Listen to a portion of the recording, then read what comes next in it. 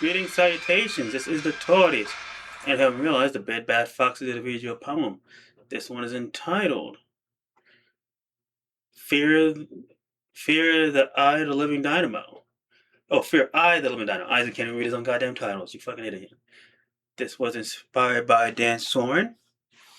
You'll see the link in the artwork now. Terrible snap, but that double pop was good. Well, without any further say, I do. Let's break some eardrums. There are times where I fear that I may lose control of this forge. This dynamo that powers my being into being the being that I'm used to seeing upon the reflective sheen of this mirror that identifies me.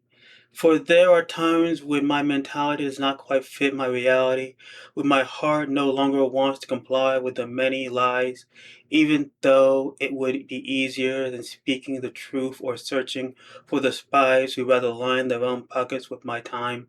But it is not a crime to remind oneself of where they came from and use that as a platform to propel or even prepare to take the next step and rejoin that race against the rest of society, since humanity will always be bound to their pride and vanity.